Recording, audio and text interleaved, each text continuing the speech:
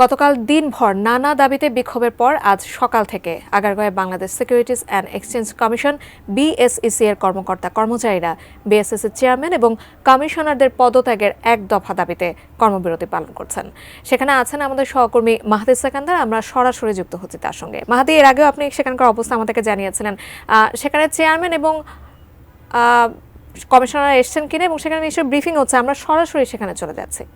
সময় নিয়োগপ্রাপ্ত এই আমলার বিএসইসির মতো গুরুত্বপূর্ণ পজিশনের নিয়োগ এখনো পর্যন্ত বহাল আছে।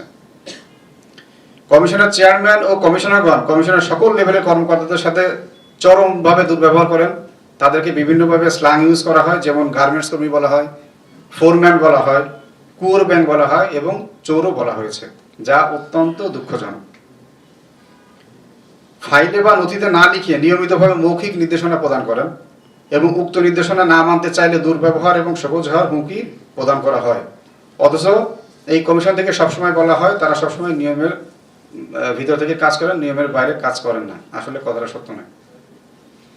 কমিশনের উপর আস্থার সংকটের কারণে গত 6 মাসে মনোভিত্তিক কোনো কোম্পানি শেয়ার বাজারে আসার আগ্রহ প্রকাশ দেখায়নি। এতে শেয়ার বাজার নিস্তেজ হয়ে পড়েছে। আরও উল্লেখ্য যে সাম্প্রতিক সময়ে জাতীয় দৈনিক পত্রিকা প্রথম আলোর এক জরিপে দেখা যায় মাত্র 10% মতামতকারী বর্তমান কমিশনের নেতৃত্বের প্রতি আস্থাশীল। বর্তমান কমিশন কোনো ইস্যু অনুমোদন না করে বাতিল করাতে বেশি আগ্রহী বলে দেখা যাচ্ছে। কমিশনের কর্মচারী চাকরি বিধিমালায় সুস্পষ্টভাবে উল্লেখ থাকা সত্ত্বেও কর্মকর্তাদের পদোন্নতি প্রদানে অহেতুক কালক্ষেপণ। জেনেক্সে শিফট করো, লাইফকে লিফট করো। পদোন্নতি সহ বিধি মোতাবেক অন্যান্য সুযোগ সুবিধা প্রদানের চরম অনীহা এবং অবহেলা করেছেন। কমিশনের যোগ্য কর্মকর্তাদের চাকরিচ্যুত করে ও শূন্য পদে পদোন্নতি না দিয়ে বাইরে থেকে প্রেষণে নিয়োগের ষড়যন্ত্র করা হচ্ছে বলে কমিশনের কর্মচারীরা মনে করেন। কমিশনের প্রচন্ড জনবল সংকট থাকা সত্ত্বেও কমিশনের প্রস্তাবিত অর্গানোগ্রামের পাশের ব্যবস্থা না করে প্রেষণে বিভিন্ন পদে নিয়োগের জন্য ষড়যন্ত্র করা হচ্ছে এবং বিভিন্ন মিটিংয়ে তারা বিভিন্ন সময় একথা শেয়ার করেছেন কর্মকর্তাদের সাথে।